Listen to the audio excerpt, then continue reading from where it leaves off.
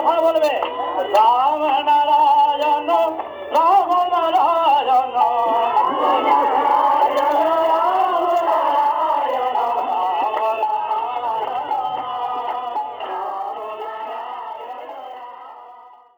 রাম নারায়ণ রাম।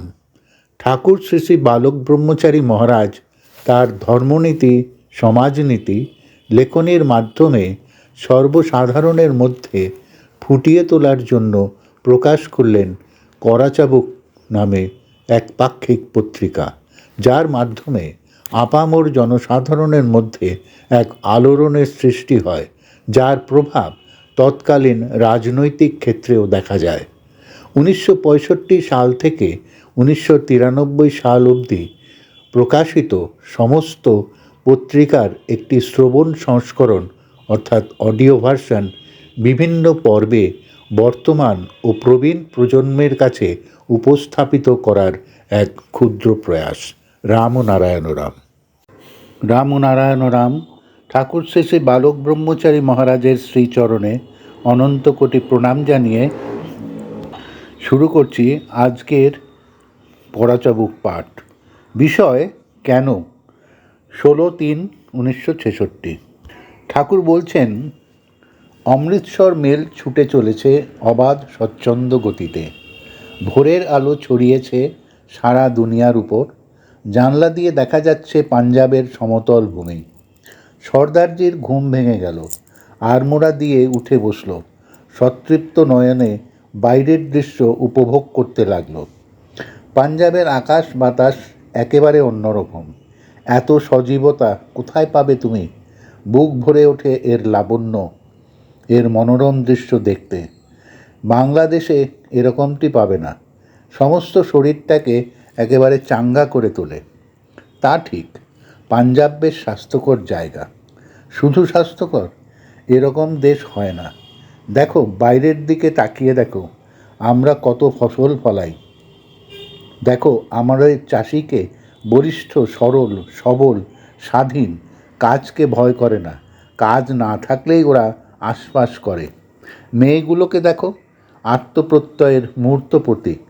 পুরুষের উপর সব ছেড়ে দিয়েই ক্ষান্ত নয়, নিজেরা নেমে গেছে ক্ষেতের কাজে পুরুষের সঙ্গে পাল্লা দিয়ে। তোমাদের দেশে এরকম দেখাতে পারবে? নিচু জমি, তাও একটার বেশি ফসল তুলতে পারো না। দুইজনের কথোপকথনের মাধ্যমে ঠাকুর এটা বলছেন। বাঙালি বলছে, আমাদের জলের অভাব, সেচের কোনো বন্দোবস্ত নেই। পাঞ্জাবি উত্তর দিচ্ছে, দেখো মনে কিছু করো না, তোমাদের দেশের লোক বড় কুঁড়ে, উঠে বসতে চায় না। আমরা মরুভূমিকে শস্য শ্যামলা করি, তোমরা শস্য শ্যামলা ক্ষেতগুলিকে মরুভূমি করো। জলের অভাব বলছো, ওটা একটা সমস্যা নয়, আমরা কুয়োর জল দিয়েও সেচ করি। তোমাদের পয়সা আছে, আমাদের দেশ লোক খুবই গরিব। তোমরা চিরদিনই গরিব ছিলে। আমার তো মনে হয় তোমাদের মধ্যে একটা নিস্পৃহ উদাসীনতা আছে। বাঙালিরা কীরকম একটা নিষ্ক্রিয়তা জালে ক্রমশ আটকে পড়ছে। তাদের হাত থেকে ব্যবসা বাণিজ্য, জমি জায়গা, ধন সম্পদ সব চলে যাচ্ছে। দিনকে দিন তারা কীরকম নির্জীব হয়ে পড়ছে। উৎসাহ নেই, উদ্যম নেই, ভরসা নেই।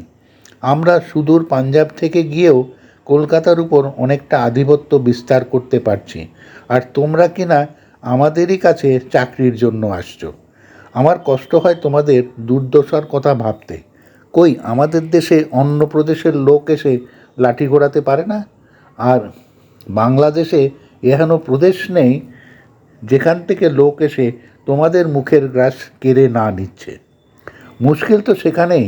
আমরা উদারতায় ভরা, আমাদের সরকারও উদারচেতা। পাঞ্জাব পাঞ্জাবির জন্য, বিহার বিহারির জন্য, মাদ্রাজ মাদ্রাজির জন্য, বাংলা কিন্তু সবার জন্য। তোমরা উদারচেতা হও, ক্ষতি নেই, কিন্তু তোমাদের স্বকীয় স্বার্থে যখন হাত পড়ে, তোমাদের তো দৃঢ় হওয়া উচিত।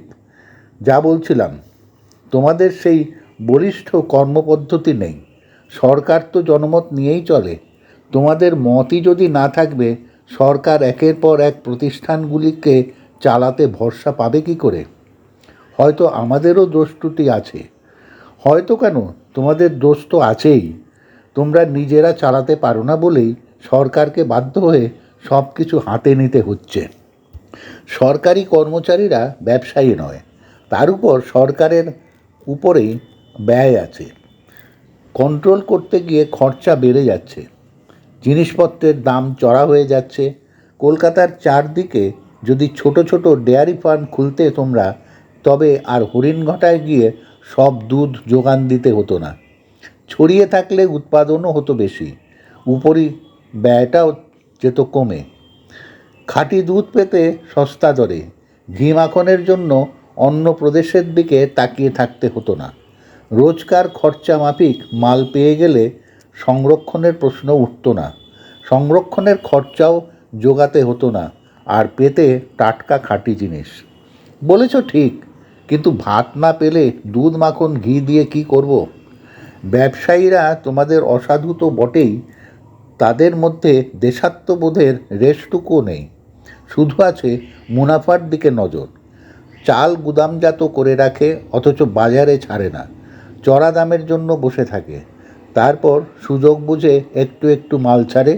খাদ্যশস্য যদি এরা গুপ্ত ভাণ্ডারে মজুত করে না রাখতো, তবে তোমাদের অর্ধেক সমস্যা দূর হয়ে যেত। কিন্তু আমাদের সরকার তো কোনো প্রতিবিধান করে না। ওইটাই তো মুশকিল তোমাদের। সব কিছুতেই তোমরা সরকারের মুখাপেক্ষী হয়ে থাকো। তোমরা যদি সচেষ্ট না হও, তবে সরকার একলা কী করবে? মজুতকারীরা তো তোমাদেরই লোক। তাদের গুদামজাত দ্রব্য বের করতে কখনো কি বাধ্য করেছ? কখনো কি তোমরা জনমত গড়ে তুলেছ? মজুতদারদের বিরুদ্ধে কি কখনো অভিযান করেছ? জনমত গড়ে না তুললে, নিজেরা সচেষ্ট হয়ে মজুতদারদের ষড়যন্ত্র ভেঙে না দিলে, সরকার কি করে তোমাদের সহায়তা করবে? সরকার বড়জোর কন্ট্রোল করতে পারে, তাদের দুর্দশা বাড়বে বই তো কমবে না। মজুতদারেরা মজুত করা চালিয়ে যাবে, আইন করলে আইনের ফাঁক খুঁজে বের করবে। ব্যবসায়ে অনভিজ্ঞ সরকারকে প্রতিপদে তারা হোঁচট খাওয়াবে। সমস্যার সমাধান তো হবেই না, শুধু জিনিসের দাম বেড়ে যাবে সরকারি অফিসের উপরি ব্যয় জোগাতে। বেয়াদবি মাপ করো, আমি কিন্তু না বলে পারছি না। তোমরা সরকারকে অযথা দোষারোপ করো, কিন্তু আসলে তোমরা নিষ্ক্রিয় হয়ে বসে থাকো। মুষ্টিমেয় মুনাফাখোর মজুতদার কী করে দেশের সমস্ত জনগণকে বোকা বানিয়ে বোরের চাল খেলে যাচ্ছে? কি হলো তোমাদের দেশের, তোমাদের জনমতের? মাছ ভাত ছেড়ে দাও, তোমরা রুটি গোস্ত খাও, তাগত পাবে, সমাজ বিরোধীদের মুখোশ খুলে দিতে পারবে। মাছ ভাত ছাড়বো কী করে ভাই? পুরুষানুক্রমে মাছ ভাত খেয়েই আমরা মানুষ। তা বুঝিনি? ওরাও বুঝেছে, তাই মাছ ভাতেই ওরা হাত দিয়েছে। জানে না নিয়ে তোমাদের উপায় নেই। তোমাদের জব্দ করা তো খুব সোজা, কদিন মাছ বন্ধ করে দিলেই হলো। বড় বড় আড়তদারেরা ভালো করেই জানে সে কথা। দাম চড়াবার ইচ্ছে হলেই মাছ ধরা বন্ধ করে দেয়। আর তোমরাও যেমন সঙ্গে সঙ্গে হাহাকার করে ওঠো, চড়া দামেই লুকিয়ে চুরিয়ে কিনতে শুরু করে দাও। ওরাও মজা পেয়ে যায়, অল্প করে মাছ ছাড়ে বাজারে। সরকারের মুখাপেক্ষী হয়ে তাকিয়ে থাকো। দেশের লোক অসৎ হলে সরকার আর কি করবে? বড়জোর মাছের দর কন্ট্রোল করে দিতে পারে। বেশি দামে দু এক টুকরো মাছ খাবে, তবু মাছ খাওয়া চাই। খুদে মাছওয়ালাকে নাস্তানুবোধ করতে পারো, কিন্তু আড়তদার তো কই ধরতে পারো না। আবার সেই কথাই বলবো, তোমাদের বলিষ্ঠ পন্থা নেই। সমাজবিরোধী মুনাফাখোরদের বিরুদ্ধে জনমত গড়ে তুলে প্রতিকারের ব্যবস্থা করবার সামর্থ্য তোমাদের নেই। এই বিরাট দেশে কয়েকটা মুনাফাখোর আড়তদার কি করে বিরাট জনবলকে নাকে দড়ি দিয়ে ঘুরিয়ে নিয়ে বেড়ায়, আর তোমরা নিঃশব্দে সব সয়ে যাও, দেখে আমি অবাক হয়ে যাই। তোমরা বড়জোর মনুমেন্টের নিচে মিটিং করতে পারো, আর না হয় মিছিল বার করে চলবে না বলে রাস্তা বন্ধ করতে পারো। গাড়ি একটা ছোট স্টেশনে এসে দাঁড়ালো। বেয়ারা চা টোস্ট নিয়ে এসেছে। সর্দারজি রুটিতে মাখন মাখিয়ে তৃপ্তির সঙ্গে খেতে লাগলেন। বাঙালি ভদ্রলোক একটা শুকনো রুটি চায়ের মধ্যে ভিজিয়ে খেতে লাগলেন। মাখনটা খেয়েই দেখো না, সাদা দেখতে হলে কি হবে, একেবারে খাঁটি জিনিস। ভুলে যেও না, এটা বাংলাদেশ নয়, এটা পাঞ্জাব, দুধ ঘিয়ের দেশ, সর্দারজি বললেন। সত্যিই তো, ভারী চমৎকার সুস্বাদু মাখন। সাদা দেখে ভেবেছিলাম ভেজাল টাজাল হবে বোধহয়। এক কামড় দিয়ে ভদ্রলোক বললেন, ওসব ভেজালের কারবার নেই আমাদের দেশে। জায়গা মতো মুনাফা করো, আপত্তি নেই, কিন্তু দেশের ঐতিহ্যকে নষ্ট করে মুনাফা করতে গেলে আমরা তার ক্ষমা করতে এখনও শিখিনি। ভগবান করুন সেদিন যেন আমাদের না আসে। পরদেশিরা এসে যদি জাল পাতে তবে কি করবে? আমাদের সমস্যা তো সেইখানেই। আমাদের জাত কখনো সেটা সহ্য করবে না, পাঞ্জাবি বলছেন। আমরা হিম্মত রাখি, সহজে ভেঙে পড়বার পাত্র নই। এককালে বাংলাদেশের দিকে আমরা তাকিয়ে থাকতুম নির্দেশের জন্য, অনুপ্রেরণার জন্য। আজ সেই বাংলাদেশ কোথায় নেমে গেছে? এখন আমরাই তোমাদের অনুকম্পার চোখে দেখি। পরদেশিদের দোষ কি? তোমরা যখন চাকরি করে ঘুরে বেড়াতে, বাবু সেজে অফিসে 10টা-5টার ডিউটির জন্য উদ্গ্রীব হয়ে থাকতে, তোমাদের নাকের ডগা দিয়ে পরদেশিরা তখন সব ব্যবসা বাণিজ্য হাত করে নিচ্ছিল। শিল্প বাণিজ্যে তোমাদের তো কম পসার ছিল না, কিন্তু তোমাদের দোষ হচ্ছে তোমরা কাউকে বিশ্বাস করো না, নিজের ভাইকেও না। গৃহবিবাদেই তোমাদের সময় কেটে যায়। একে অন্যকে শিক্ষা দিতে যখন তোমরা ব্যস্ত, পরদেশিরা তখন সব গুছিয়ে নিচ্ছিল। পরদেশিদের দোষ দিচ্ছ? তোমরা চোখ বুজে বসে থাকলে তারা সে সুযোগ নেবে না কেন? অনেক দোষ আছে তাদের সত্যি, কিন্তু দেশওয়ালি ভাই যদি 1 লাখ টাকাও মেরে দেয়, তারা হুলিয়া ছোটায় না, ভাইকে সুযোগ দেয় নিজেকে গড়ে তোলবার, নিজে আবার ভাঙা ঘর জোড়া দেয়।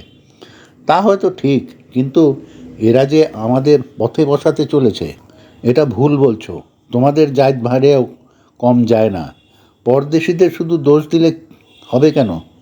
কথায় কথায় তোমার জাত ভাইরাই কেরোসিন আটকে দিচ্ছে, কি না করছে।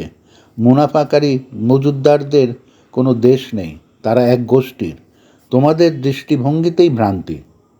কীরকম একটু খুলে বলো দেখি শুনি। আমার মনে পড়ছে 50 সালের কথা। দুর্ভিক্ষে দেশ ছেয়ে গিয়েছিল। শীর্ণকায় ক্ষুধার্ত মানুষের দল আসতো আমাদের কলকাতার বাড়িতে একটু ফ্যানের জন্য, আধখানা পোড়া রুটির জন্য। আমাদের বাড়ির পাশেই ছিল একটা সাজানো খাবার দোকান। ডাস্টবিন থেকে কুকুরের সঙ্গে লড়াই করে তারা উচ্ছিষ্ট খাবার কুড়িয়ে নিত। রাস্তায় মরে পড়ে থাকতো, কিন্তু ভুল করে একদিনও সেই খাবার দোকানে হামলা করেনি। তোমরা যতই বড় বড় কথা বলে চাপা দিতে চেষ্টা করো না কেন, আমি বলবো বাঙালির মেরুদণ্ড অনেক দিনই ভেঙে গেছে। যা পড়ে আছে তা শুধু অস্থিচর্ম। তোমাদের কাছে শুধু বলি, কিছু মনে করো না ভাই। আপনজন ভেবেই এই কথাগুলো বলছি, কারণ এই বাংলা পাঞ্জাব মিলিত হয়ে একদিন ব্রিটিশ সাম্রাজ্যবাদীদেরও টনক নাড়িয়ে দিয়েছিল। আজ সে বাংলা কোথায়? তোমার কথার মধ্যে মনে হয় কিছুটা সত্য আছে, একেবারে অগ্রাহ্য করতে পারছি না। পারবে কী করে? অনেক ভেবে দেখেছি, তোমাদের একতা নেই বলে আজকে এই দুর্গতি। এই দেখো না, সেবারে সর্ষের তেলের জন্য হাহাকার শুরু করে দিলে, মজুতদাররা মজা পেয়ে গেল। সরকার নিরুপায় হয়ে কন্ট্রোল করলো, তাও চড়া দামে। ভাগ্যিস বাদাম তেল ছিল তাই রক্ষে। কিন্তু একটা জিনিস দেখো, সর্ষের তেল রাতারাতি বাজার থেকে উধাও হলো। বাদাম তেল ছিল বলেই না মজুতদারেরা সুবিধা করতে পারল না। শেষ পর্যন্ত সর্ষের তেল ছাড়তেই হলো বাজারে। বাদাম তেল যদি নাই থাকতো, ডালডা খেতে দেখতে মজুতদারদের ষড়যন্ত্রে দুদিনে ভেঙে যেত। এটা তো ঠিক বলেছ। দেখো, বয়কট করে, বিকল্প ব্যবহার করে অনেক সময় কাজ হাসিল হয়ে যেতে পারে। মজুতদারেরা মুনাফা চায়, চাহিদা নেই দেখলে লোকসানের ভয়ে সুরসুর করে গুপ্ত ভাণ্ডার থেকে সব বের করে দেবে। কিন্তু মৌল খাদ্যশস্য, নিত্য নৈমিত্তিক প্রয়োজনীয় জিনিস, মাছ মাংসের বেলায় এই পদ্ধতি নাও খাটতে পারে।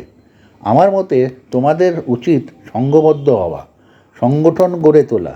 সব জিনিসেই যদি তোমরা শুধু সরকারের মুখাপেক্ষী হয়ে বসে থাকো, তবে সরকারের মূল কাজগুলোতে বাধা পড়বে। দিনরাত শুধু নতুন সমস্যার উদ্ভব হবে, আর নিরুপায় হয়ে সরকারকে সমাধানের কাজে নামতে হবে। সরকার তো ব্যবসার কিছু জানে না, তবু হাতে না নিয়ে উপায় থাকবে না।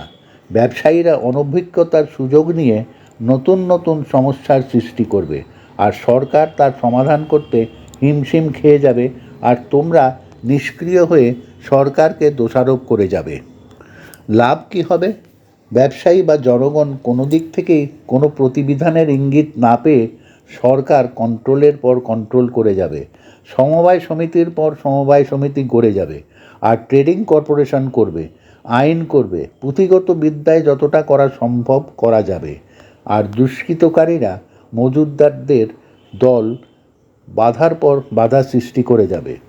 অনভিজ্ঞতার ফলে পদে পদে হবে ভুল, ভুল শোধরাতে গিয়ে উপরি ব্যয় যাবে বেড়ে, আর দিন দিন দ্রব্যমূল্য বাড়াতে বাধ্য হবে, ফলে সমস্যা আরও যাবে বেড়ে। তবে উপায় কি? কি করতে পারি আমরা? কি করতে পারো আমাকে জিজ্ঞেস করছো?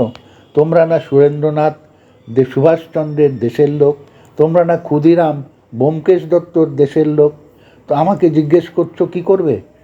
মুষ্টিমেয় মুনাফাখোর মজুতদারদের দল দেশটাকে নিয়ে ছিনিমিনি খেলছে, জনগণের ভাগ্য নিয়ন্ত্রণ করছে, আর তোমরা নিষ্ক্রিয় উদাসীন জড় মনোভাব নিয়ে ঘুরে বেড়াচ্ছ। এর প্রতিবিধান করতে হলে চাই বলিষ্ঠ দৃঢ় জনমত। এর প্রতিকার মিটিংয়ে নয়, বুলি আওড়ানো নয়, মিছিল বের করাতে নয়, সংসদে গলাবাজি করে সরকার পক্ষকে বিপর্যস্ত করাতে নয়। এর প্রতিবিধান করতে হলে ঐক্যবদ্ধ হতে হবে। পাড়ায় পাড়ায়, গ্রামে গ্রামে, শহরে শহরে, জেলায় জেলায় সংগঠন গড়ে তুলতে হবে। বিক্ষিপ্ত জনমতকে একত্রিত করতে হবে। শুধু চায়ের টেবিলে গল্পের আসরে দুর্নীতির নিন্দা করে কোনো লাভ নেই। চাই সুদৃঢ় কর্মপদ্ধতি। বন্যার জলে বড় বড় অট্টালিকাও ভেসে যায়। জনমতের দুর্বার গতির কাছে মুষ্টিমেয় মজুতদার মুনাফাখোরের দল তৃণের মতো ভেসে যাবে। দেশকে জাগাও, মনকে স্বাধিকার বুঝতে শেখাও, দুর্নীতির বিরুদ্ধে প্রতিবাদকে জোরালো করে গড়ে তোলো, তবেই তোমাদের দুর্দশা ঘুচবে। রাম ও নারায়ণ রাম। প্রিয় শ্রোতাবৃন্দ, আপনারা আপনাদের মতামত কমেন্ট করে জানাবেন এবং শেয়ার করে সবার মাঝে ঠাকুরের কথা ছড়িয়ে দেবেন এবং সাবস্ক্রাইব করে দেবেন, যাতে পরবর্তী অধ্যায়গুলো আপনাদের কাছে সহজেই পৌঁছে যায়। রাম ও নারায়ণ রাম।